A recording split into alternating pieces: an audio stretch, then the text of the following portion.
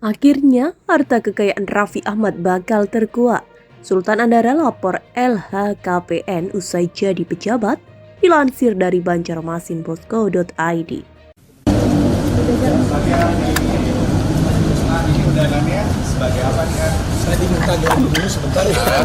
Dari undangannya tapi apa yang nyampe ke Raffi? Undangannya nanti kali setelah Pak Prabowo, Pak Presiden langsung yang mengumumkan dan nanti. Tapi di khusus ya Mas katanya, jadi urutan khusus.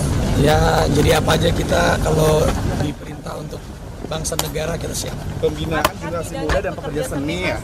Ada yang mau di... Ada alasan khususnya nggak? Ini nanti. Itu kan sebenarnya udah pernah ketemu di Kertanegara. Udah. Nah, itu ada arahan khusus nggak dari Prabowo?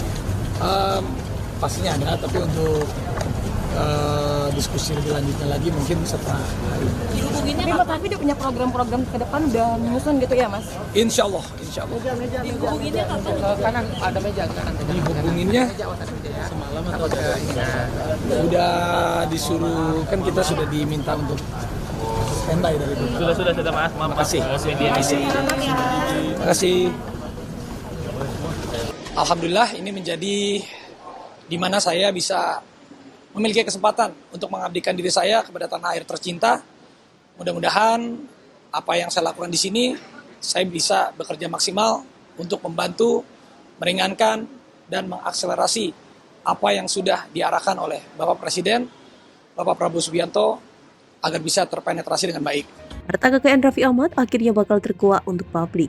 Iya, Raffi Ahmad baru saja resmi dilantik sebagai utusan khusus Presiden di Istana Kepresidenan Jakarta Selasa 22 Oktober 2024. Lebih spesifik, suami Nagita Slavina itu menjabat sebagai utusan khusus Presiden bidang pembinaan generasi muda dan pekerja seni.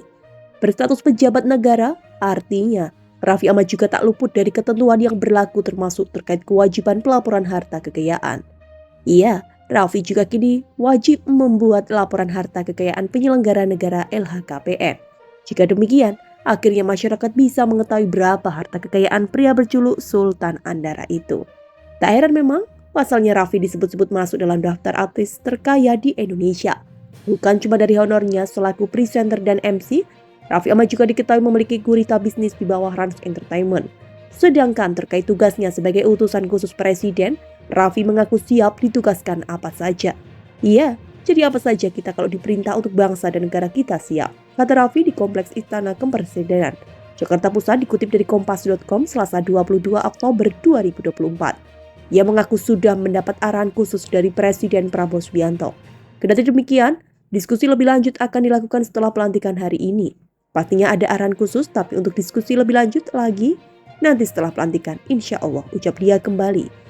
Artis Raffi Ahmad resmi dilantik sebagai utusan khusus kepresidenan di Istana Kepresidenan Jakarta Selasa 22 Oktober 2024. Pada tugas barunya, Raffi Ahmad diketahui masuk dalam bidang pembinaan generasi muda dan pekerja seni. Tugas Raffi Ahmad sebagai utusan khusus Presiden Prabowo diatur melalui Peraturan Presiden Perpres nomor 137 tahun 2024. Berdasarkan Perpres nomor 137 tahun 2024, utusan khusus Presiden dibentuk untuk memperlancar tugas Presiden. Utusan khusus Presiden memiliki tugas tertentu yang diberikan oleh Presiden di luar tugas-tugas yang sudah dicakup dalam susunan organisasi kementerian dan instansi pemerintah lainnya. Utusan khusus Presiden bertanggung jawab kepada Presiden dan melaporkan pelaksanaan tugasnya kepada Sekretaris Kabinet. Hak keuangan dan fasilitas lainnya bagi utusan khusus Presiden diberikan setinggi-tingginya setingkat dengan jabatan menteri. Namun, tidak diberikan pensiun. Masa bakti utusan khusus Presiden paling lama sama dengan masa jabatan atau berakhir bersamaan dengan berakhirnya masa jabatan Presiden dan bersangkutan. 4. Dr. H.C. Raffi Ahmad Raffi Farid Ahmad, utusan khusus Presiden bidang pembinaan generasi muda dan pekerja seni, kata Deputi Bidang Administrasi Aparatur Kemenset Nani Purwanti saat membacakan daftar nama para utusan khusus yang dilantik hari ini, dilansir dari kompas.com. Setelahnya, Prabowo mengambil sumpah janji Raffi Ahmad dan lain-lain. Demi Allah, saya bersumpah bahwa saya akan setia kepada Undang-Undang Dasar Negara Republik Indonesia tahun 1945 serta akan menjalankan segala peraturan perundang-undangan dengan seluruh-seluruhnya demi dharma bakti saya kepada bangsa dan negara, kata Prabowo diikuti para penasehat staf hingga utusan khusus Presiden. Bahwa saya dalam menjalankan tugas jabatan akan menjunjung tinggi etika jabatan, bekerja dengan sebaik-baiknya dengan penuh rasa tanggung jawab. Demikian Presiden mendiktekan sumpah jabatan. Sebagai informasi, Raffi Ahmad sebelumnya turut dipanggil Prabowo ke kediamannya di Kartanegara 4 Jakarta. Saat itu ia mengaku diminta Prabowo untuk membantu kabinet yang akan datang di bidang yang selama ini telah digelutinya. Pastinya, kalau saya dalam bidang yang memang saya kuasai, kira-kira di generasi muda, badan kreatif dan juga pekerja seni kurang lebih tuh, kata Raffi kembali. Gaji dan tunjangannya, khusus untuk gaji anggota kantor staf Presiden KSP diatur secara khusus dalam Perpres nomor 80 tahun 2015 tentang besaran hak keuangan bagi deputi staf khusus dan profesional pada kantor staf Presiden. Untuk tenaga profesional terdiri dari tenaga ahli utama, tenaga ahli madya, tenaga ahli muda, dan tenaga terampil. Pendapatan pada semua anggota KSP sudah termasuk di dalamnya gaji dasar, tunjangan kinerja, dan pajak penghasilan. Sementara bagi deputi staf sus dan tenaga profesional yang berstatus PNS, maka hanya dibayarkan sebesar selisih antara hak keuangan di Perpres nomor 80 tahun 2015 dan penghasilan yang diterimanya sebagai ASN. Berikut daftar hak keuangan di KSP.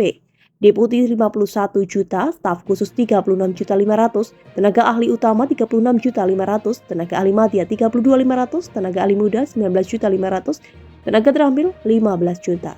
KPK pertegas aturan LHKPN. Melansir Kompas.com, Komisi Pemberantasan Korupsi atau KPK bakal membuat aturan yang menyatakan pejabat tidak patuh laporan harta kekayaannya bisa dijatuhi sanksi penundaan promosi jabatan hingga menahan tunjangan. Deputi Pencegahan dan Monitoring KPK, Pak Alan Nainggolan, ketentuan saksi tersebut akan termuat dalam perubahan peraturan KPK Perkom nomor 2 tahun 2020 mengenai tata cara pendaftaran, pengumuman, dan pemeriksaan kekayaan penyelenggaraan negara. Bisa berupa penundaan promosi, tidak boleh ikut pendidikan sampai kemenahan tunjangan. Kata Pak Hala dalam keterangannya Sabtu 15 April 2023 lalu. Menurut Pak Hala, beberapa lembaga atau kementerian sebenarnya telah menerapkan sanksi tersebut. Penjatuhan sanksi bagi penyelenggara negara yang tidak patuh lapor LHKPN memang dibolehkan undang-undang. Dengan catatan, hukuman yang dijatuhkan terbatas pada sanksi administratif. Kita harapkan setahun ini selesai peraturan KPK, ujar Pak Hala kembali. Pak Hala membenarkan pihak yang berwenang menjatuhkan sanksi nantinya memang atasan pejabat atau penyelenggara negara terkait.